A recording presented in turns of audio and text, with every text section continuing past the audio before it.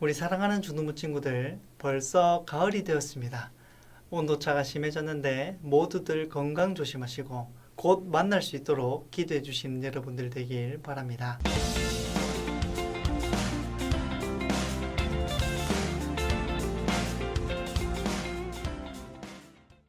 하나님 아버지, 중등부 예배를 인도하셔서 오늘도 영상으로 예배를 드리게 해주셔서 감사합니다.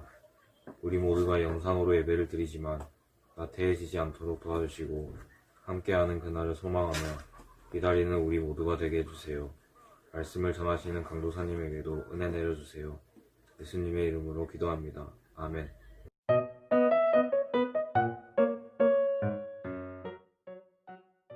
여호와를 경외하는 것이 지식의 근본이거늘 미련한 자는 지혜와 훈계를 멸시하느니라. 아멘.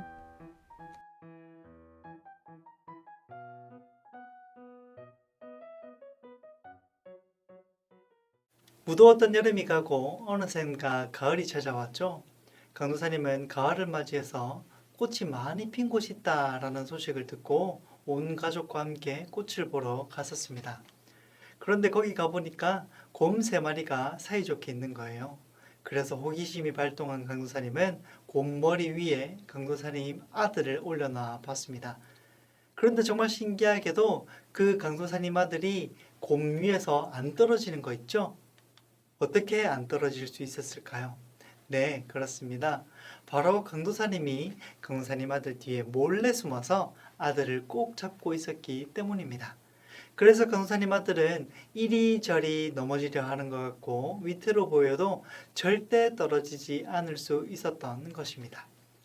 우리가 연약할지라도 넘어지지 않을 수 있는 방법, 그것은 바로 강한 분이 우리를 잡아주시면 가능한 일 아닐까요? 우리가 약해서 언제 넘어질지 모르는 위태로운 모습과 같다 할지라도 그 중심이 바르게 붙잡혀 있다면 그 사람은 결코 넘어지지 않는 것입니다. 성경을 보니 하나님은 약한 사람을 들어서 쓰셨습니다. 골리앗 앞에 다윗처럼, 홍해 앞에 모세처럼, 폭풍 앞에 흔들리는 촛불처럼 이리저리 흔들리며 약한 사람들을 우리 하나님께서는 골라서 쓰셨다라는 것입니다. 그런데 그 사람들을 살펴보며 수많은 위험이 그 사람들을 넘어뜨리려고 하였지만 그들은 결코 넘어지지 않았다라는 사실을 우리는 알 수 있습니다.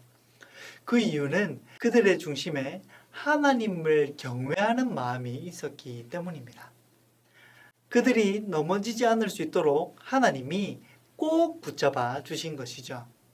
오늘 말씀을 보니 하나님을 경외하는 것이 지식의 근본이다 라고 말씀합니다. 여기서 근본이다 라는 말은 시작점이라는 말이에요. 여기서 시작점이라는 것은 달리기를 할 때 서는 출발선을 말하는 것이 아니라 성을 쌓을 때 놓는 기초를 말합니다. 즉 하나님을 경외하는 마음이야말로 우리의 삶을 지탱해주는 확실한 중심축이라는 것입니다. 그런데 하나님을 경외한다 이 말이 좀 어렵죠? 하나님을 경외한다 라고 할 때 경외란 하나님을 두려워하고 하나님을 사랑하고 기쁨으로 하나님께 예배를 드리는 것을 말합니다. 한마디로 하나님이 정말 위대한 분이시라는 것을 마음속 깊이 인정하는 거예요. 이것을 성경은 여호와의 영광을 인정하는 것이다 라고 말을 합니다. 이때 중요한 것은 하나님을 경외하는 마음이 시작점, 즉 시작할 때 놓는 돌, 우리의 모든 삶의 첫 번째 돌이라는 거예요. 그러니까 하나님을 경외하는 마음이 우리 모든 삶의 첫 번째로 있어야 한다는 것입니다. 이 세상에 하나님을 경외해야 하고 하나님을 믿어야 한다라고 생각하는 신앙인은 참 많아요. 하지만 실제로 삶에서 진짜 삶을 살아가면서 하나님을 첫 번째로 두며 살아가는 사람은 많지 않습니다. 골리앗이 하나님을 조롱할 때에 그때 있었던 수많은 사람들은 전부 다 하나님을 아는 사람들이었어요. 그런데 그들은 골리앗에 대항을 하지 못했을 뿐만 아니라 모두 숨어 있었습니다. 그들이 나서지 못하고 숨어 있었던 이유는 바로 그들의 인생에 하나님을 경외하는 마음이 첫 번째가 아니었기 때문입니다. 우선순위의 문제인 것이죠.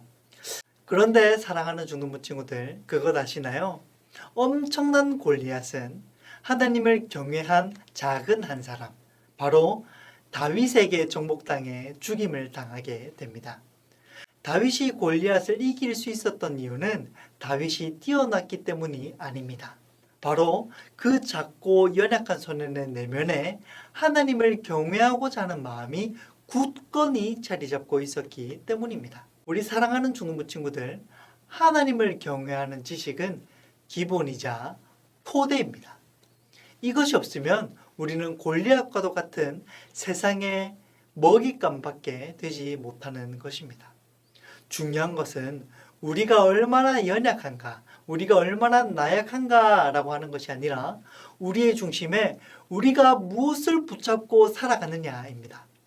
우리가 무엇을 붙잡느냐에 따라 우리는 먹잇감이 되기도 하고 골리앗과도 같은 세상을 이기는 전사가 될 수도 있는 것입니다.